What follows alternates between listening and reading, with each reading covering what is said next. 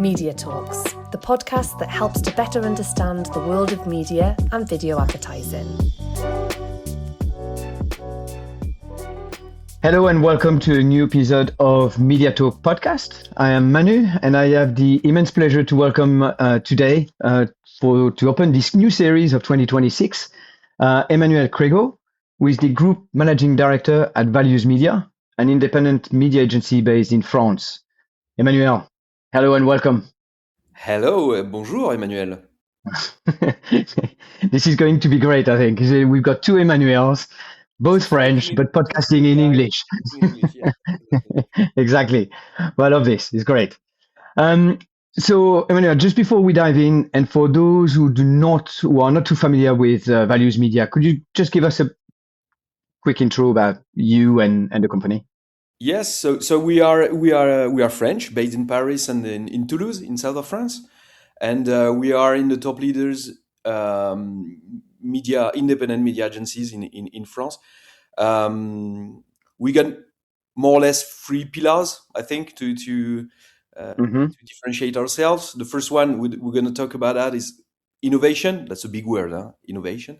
The number two is offline and digital convergence.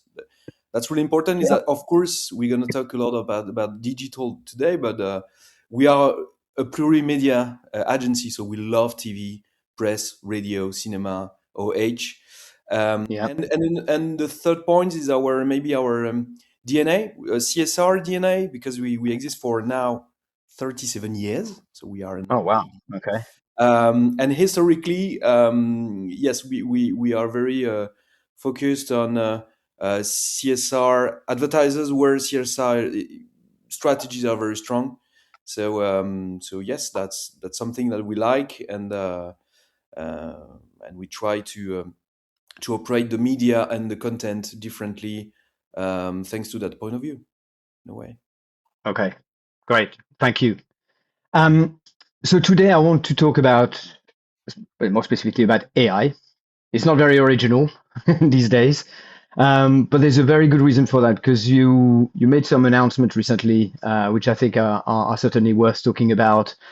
But I also want to go a little deeper and get a little bit of your views about AI and how this is, I would say, transforming our media universe and the agency world in particular. But I think before we get into this and we dive in, I just wanted to probably provide some clarity and look at some aspect of AI for our listeners. Because AI is kind of flooding the media right now. We hear it all over the place, but it has actually been around for years. Right? I think it actually started, I think, in the 50s. I was reading something. I think it's 50, 57, 52. But I think the first time it really came to the limelight was probably in 97 when the IBM Deep Blue supercomputer was the first to beat the world champion chess champion Garry Kasparov. And then we saw some other iteration, some greater iteration, and then again in 2011 we had another IBM supercomputer that named Watson, and it was the first computer that they did a game called Jeopardy that was live, and the computer won the game again. And then we have another 10 years where we saw again some evolution, but nothing always in the background. But really, when AI, I think, became mainstream, it was late 2022 when finally OpenAI launched ChatGPT, and I think that's where we saw the inflection point, because consumers could experience the power of AI. I think that's really why we hear so much of it now. And for the benefits of today's conversation, and to make it simple, I think there's three aspects of AI I think are really important. Is the predictive, generative, and agentic. So predictive AI, we talk about when AI is identify patterns or in a cloud of data and use them to make prediction. We've got generative AI, which is about creating new content. We're talking about text, image, videos, code. And that's based on sort of pattern learned from sort of trained data. And the final one is about agentic AI. And I think this goes much beyond pattern recognition. And it's where it takes autonomous, proactive action towards a specific goals. So I think that makes a little or brings a bit of a clarity in this sort of nebulous sometime AI environment. And that's why what I really want to talk about today. So do you agree with all my sort of definition, my sort of a high overview of AI? Anything you want to add, Yeah, Emmanuel? of course. Yeah. Okay. So now you made the news recently as you completed a full TV campaign buying via an agentic AI. So I just wanted you to, first of all, just to tell us a little bit more about the project and in some way what it means, really. Yes. So just some background. So ATCP, which is a protocol to Yeah. help how to build agentic buyings, let's say. So how Yeah. you buy and or sell a media inventory through AI agents. It's a big sum up, right? So Yeah. to be honest, we were very excited about this launch, which was in last October, so it's pretty new. Yeah. And Yeah. so we wanted to test and to make some lab stuff, if I can say, Mm-hmm. to better understand, is it the hype, or is it a potential future of how media could be traded tomorrow? So that's a big question. So and ATP is really focused on how to shake the pragmatic world, Yeah. which is interesting, of course. And these are some works. Maybe we're going to talk later about that. But we were very convinced that maybe the biggest quick win is on the offline. So linear TV and OOH. This is where we are very concentrated for the moment. So what Yeah. we've done is um, just because I think there are two steps. The first one is, does agentic AI can help my day-to-day work? So can I win some productivity in my day-to-day job? So Right. that's the point about AI in every industry currently. It's like, oh, AI will Yeah. help me to have a fewer resources, fewer time on hard task, etc., etc. So Mm-hmm. okay, so the question we try to answer what this one before coming to the next step, which is, how can I ingest more data to be Yeah. more intelligent in my how I help I advise my clients and how I operate their campaigns. But for the first one is what it was this one. So the idea was to say, okay, in the TV workflow or CTV workflow, for example, or OH workflow, more or less, there's still, even if some are quite automated, but can I yeah try to avoid some very emails, phones, Mm-hmm. human tasks, and can I go faster? So as simple as that. So the Yeah. idea is that we work with a CTV sales house in France, which is called Atlas. Okay.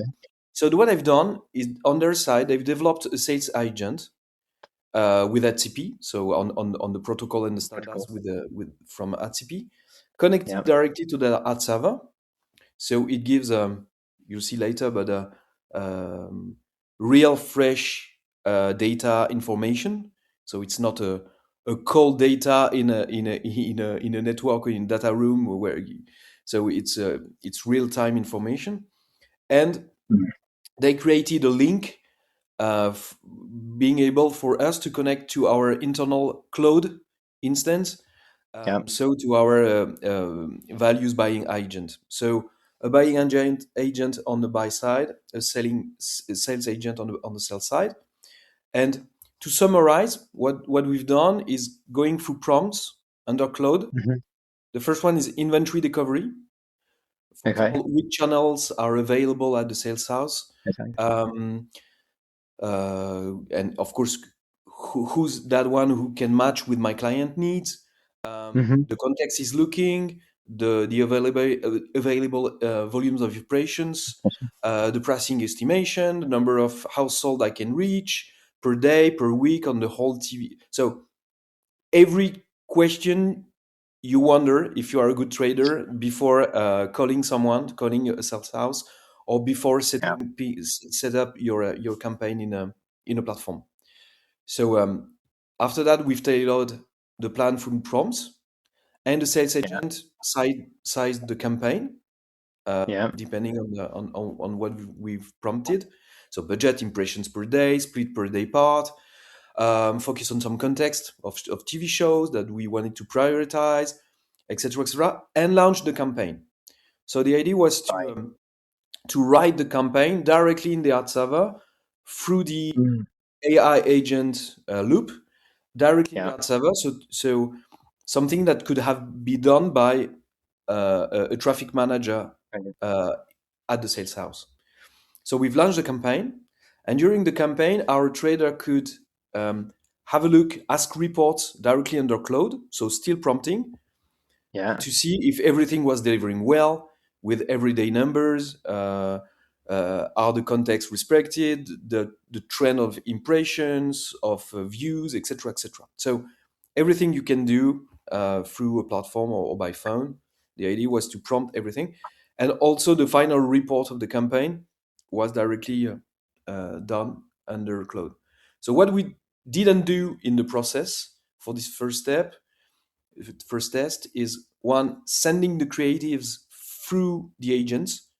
We did it by emails. To be honest, we wanted to go quite fast. So, but that's for the version number 2. Yeah. And the other thing we didn't do is receiving the IO through the agent. That's something we can do. But yes, once again, we wanted to go quite fast. So that's the two big things, not the only ones, but the two big things which are currently under development. So a lot of things to improve. But our goal, to be honest, was to estimate if that approach duplicated on several sales houses, because in my example we got only one sales house. Only one. Yes. Can bring productivity. So the answer is yes, definitely, because we've planned and calibrated the campaign in less than 5 minutes. So that's okay. Let's think about a CTV campaign running in 5 sales houses. Yes, the productivity gain is there, so that's fine. But once again, the big picture is not only productivity. So AI can save time and human effort. That's fine. But the idea for us is to think about how we can bring third-party data. For example, just to be in the TV world, like, I don't know, but having telcos or smart TV manufacturers' data on top of that. Because, for example, in France, retail data, maybe some retail data. Yes, sure. Because, for example, in France, maybe it's not the case in some countries, but in France, currently you can't have a view of your household deduplicated. Because of the measurement, blah blah blah. But so that's typically the type of information that a telco or smart TV manufacturers could bring. That's typically something which can bring added value to clients to better understand some KPIs. That's typically the type of things that, if, once again, first one is my day-to-day work more advanced thanks to AI, the workflow is more advanced. This is what we wanted to prove. Fine, but the final big picture is to say, okay, now the workflow is ready. Can I onboard more third-party data to be in a more advanced media planning or media buying, whatever you call it, to bring added value for the brand? Because at the end of the day, to be honest, if I go in front of my clients and I say, hey, I'm using AI, it's fantastic, I'm gaining 3 hours for every. I'm a brand. Typically, I don't care.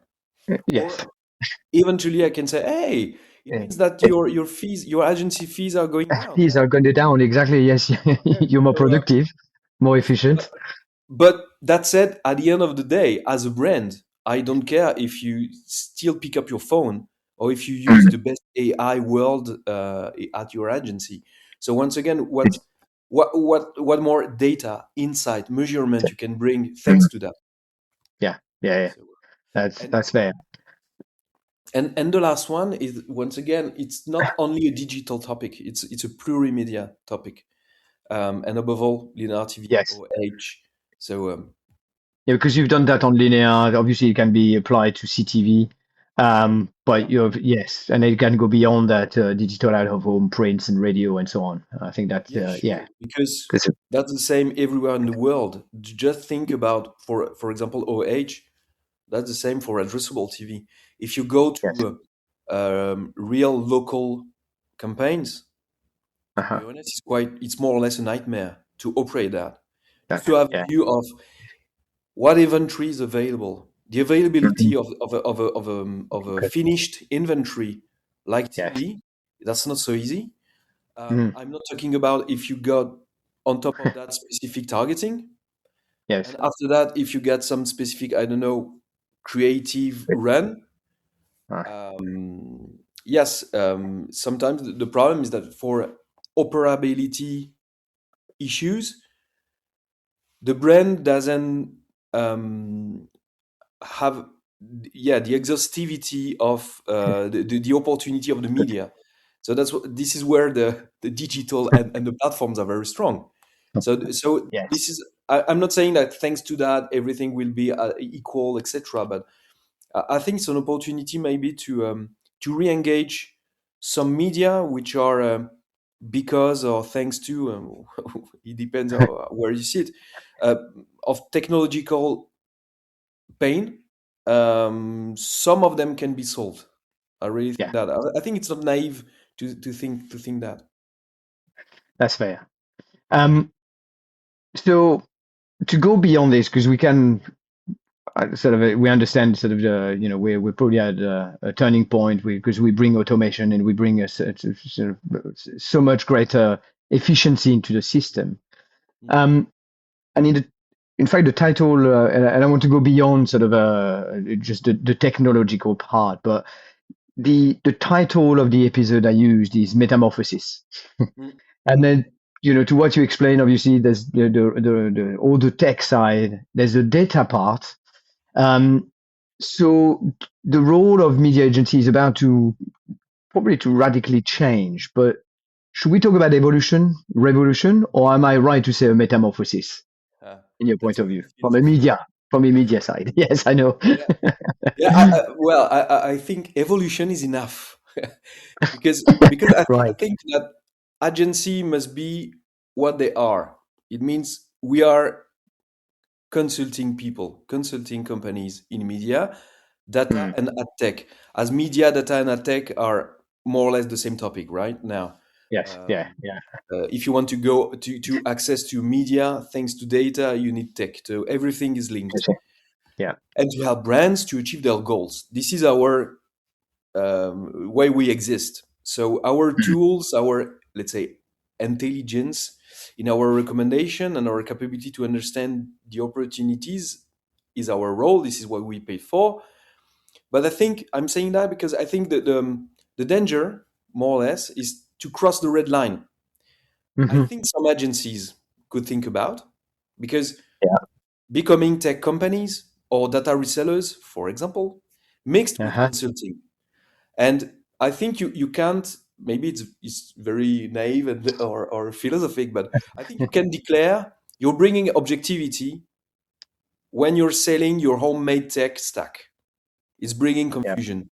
And as AI can bring lots of new capabilities for us, media agencies, Uh-huh. the opportunity and threats for agencies to mix stuff which shouldn't be, as for me. So that's why I'm not talking about metamorphosis, because it would mean Mhm. that I'm changing my consulting role. I'm becoming a new animal That's about in it. the body.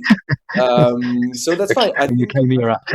Yeah. and I'm very convinced that agencies will still exist if they keep their role, which is understand, help, advise, anticipate for their clients, for the brands.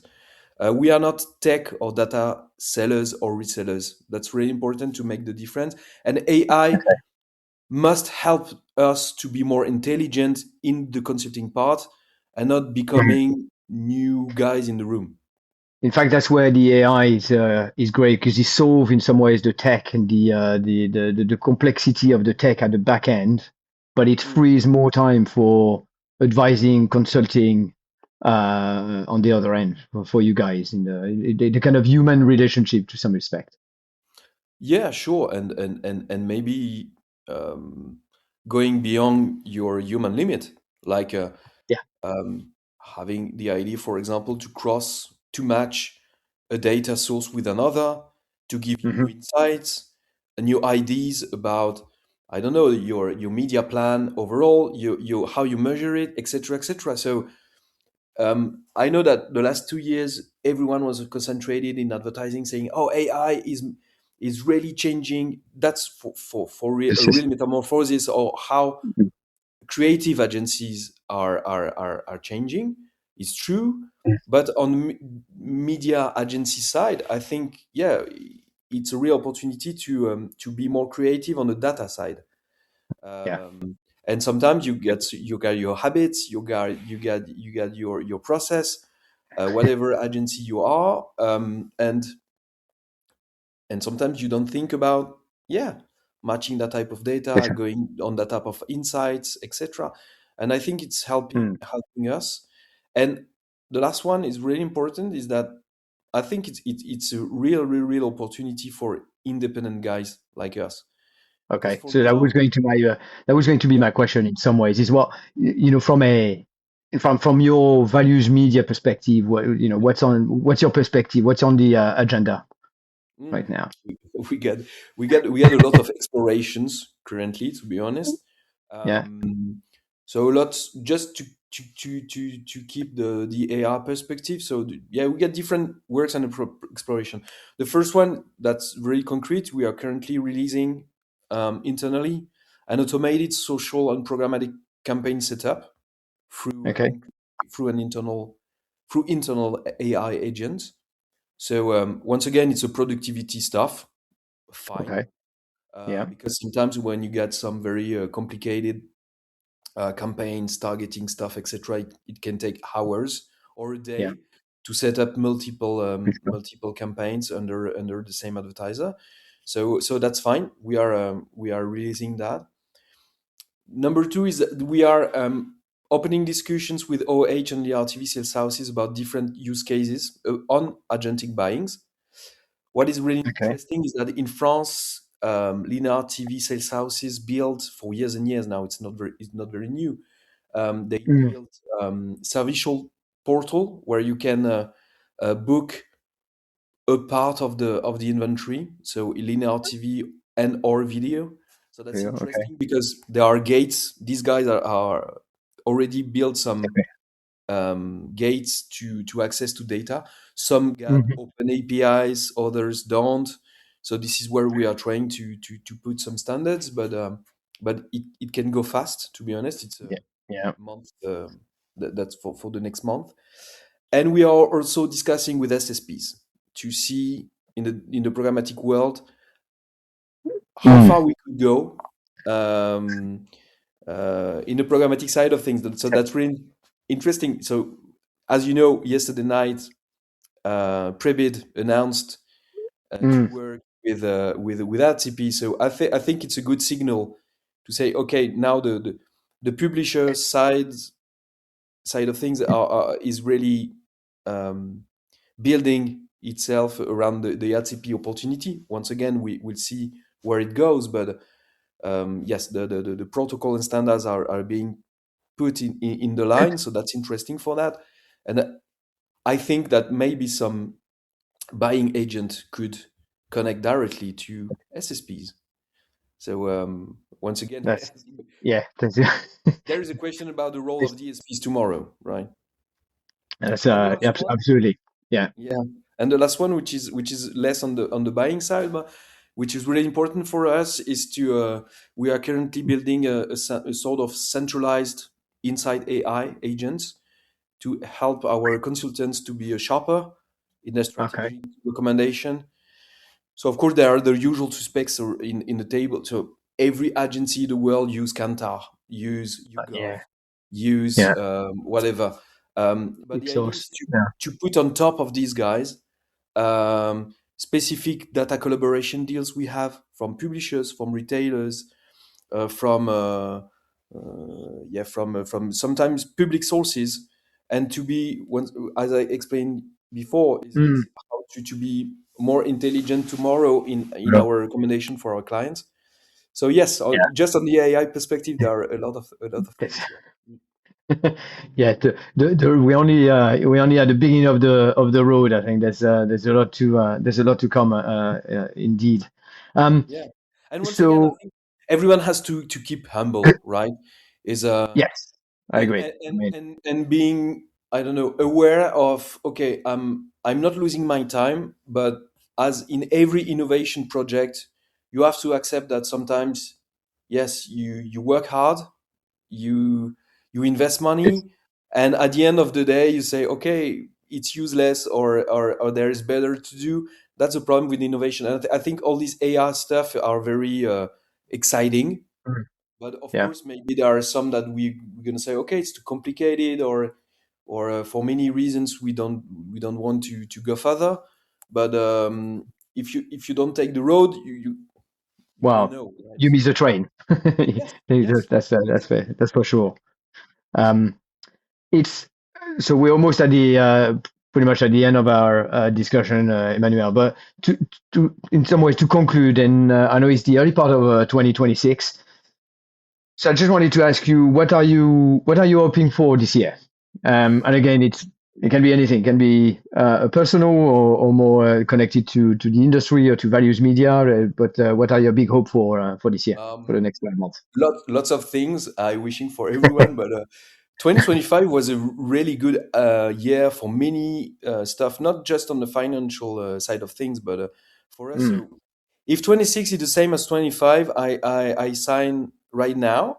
Okay. With a lot of innovation products, as we've talked about, still having some fun with the whole team in our group, our partners, our clients. So I think, maybe it's once again it's very very philosophic, but I think we are really lucky to work in this industry. So let's be grateful. Okay, sometimes it's not very easy, etc. But once again, I think we are very privileged, if I could say. Yes. So let's be grateful for that and take all the best. And I think we are lucky to be in an industry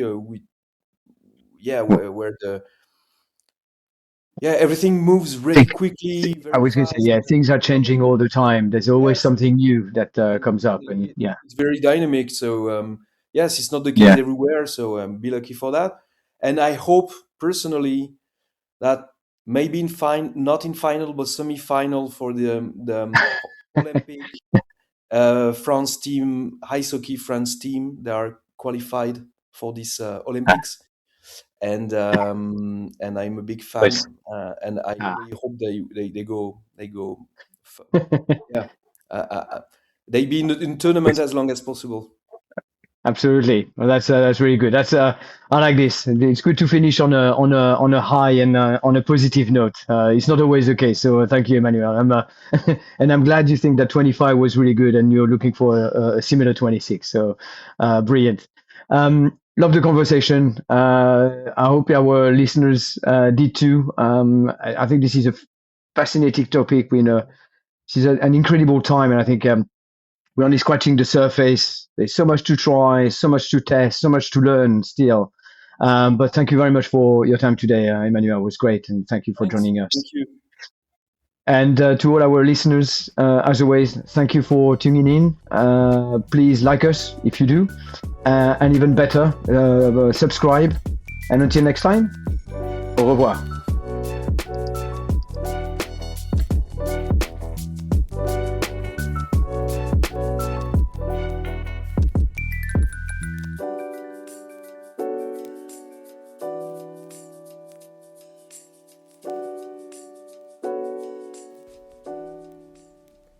Media Talks, the podcast that helps to better understand the world of media and video advertising.